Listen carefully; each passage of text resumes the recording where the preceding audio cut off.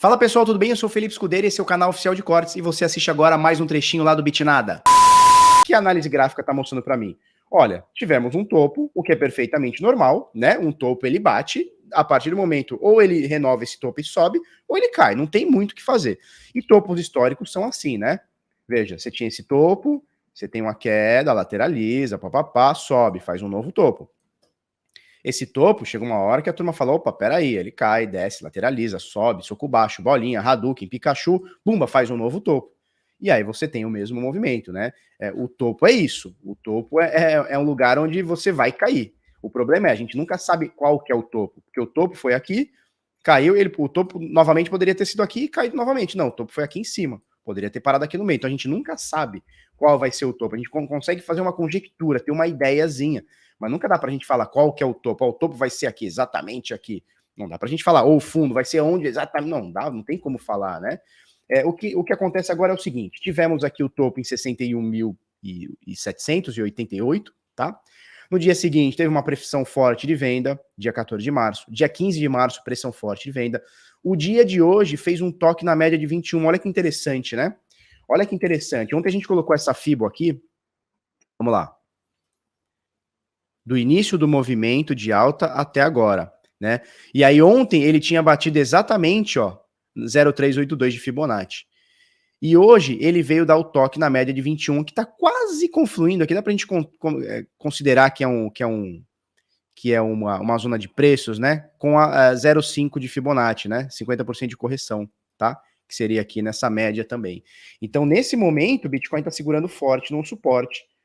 Poderia segurar até um pouquinho mais forte em 50 mil dólares, tá? Que seria 618 de Fibonacci, seria uma retração máxima para a gente fazer, continuando essa tendência pequena aqui, mas de curto prazo, né? Não é pequena, de curto prazo, de alta, tá? A gente ainda pode fazer esse movimento, mas é importante que a gente segurou dentro da média de 21. Isso aqui é importante, tá? A gente fala muito como o Bitcoin, ele se baseia muito na média de 21. Olha só, a média de 21 é essa aqui, tá?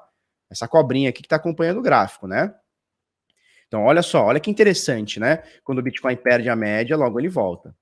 Né? Quando o Bitcoin descola da média, logo ele volta. Descola da média, volta. Aqui descolou bem, ó que descolação boa da média, volta. Aí cai um pouquinho, ficou abaixo da média, uma semaninha aqui abaixo da média, ó. Aí ele volta, descola da média. Olha só, aqui mesma coisa, ó. Opa, saiu da média, voltou, né? Aí agora novamente, subiu, descolou da média, ó, chegou a abrir aqui, ó, vamos tirar isso aqui tudo. Ó, ele chegou a abrir da média, chegou a abrir da média 18%, um pouquinho menos, 18%, né? Agora voltou para a média, né? A gente fala bastante isso, né? Se o preço não vai à média, a média vai o preço. E como a média não está conseguindo chegar no preço, o preço acabou indo para a média, não vai ter jeito, né? E agora, nesse momento, está formando aqui, um indício de pimbar, né? Que aqui seria interessante a gente fazer um pimbar, o que seria, né? O que a gente fala bastante, a barra alfinete, né?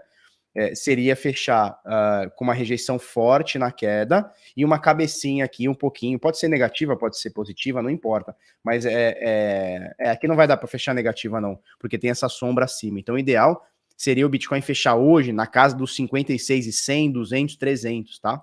Seria o ideal para mostrar um pimbar, né? O que seria um pimbar com essa confluência? Seria um Fibonacci, que é um 50% de Fibonacci aqui, tá?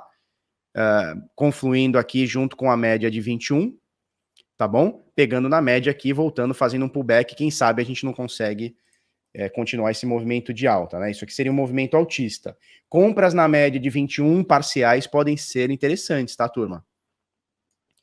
Compras por volta da média, aqui está um pouquinho mais distante, mas compras por volta da média podem ser interessantes, porque a média ela está fazendo esse movimento aqui, né? Agora que ela está em queda, ela vai dar uma lateralizadinha, ela vai fazer mais ou menos esse movimento. Se o Bitcoin revisitar essa média de 21 e ficar punhetando como foi aqui, ó, como foi aqui, pode dar nova compra, tá? Pode dar nova compra, obviamente, se mantiver aqui por volta da média, não é fazer isso aqui, furar lá para baixo e buscar de 50. Vamos ver onde está de 50 nesse momento. De 50 está um pouquinho mais abaixo em 47, aí já é uma queda um pouquinho maior. Isso aqui tudo, só para a gente ver com a Fibonacci. Não, já fica zoado, né? Vamos botar a média de 50 aqui. Não, já ultrapassaria. Revisitar a média de 50 agora não é tão interessante, pelo menos agora, nesse curto prazo, não é tão interessante. Tá? Não é tão interessante. Mas se visitar, a gente vai fazer o quê? Eu não tenho 18 mil bitcoins para comprar ou para vender para ter o controle do que vai acontecer com o mercado, né? Então, assim, nesse momento, houve um esgotamento da força de compra, o que não quer dizer que ela não vá voltar, tá? Não quer dizer nada. E, assim, pelo menos até agora, está segurando. Agora, a gente tem que ter a noção que esse até agora está segurando. Puta, eu tô com a outra internet, cara. Tô com a internet que não é a melhor.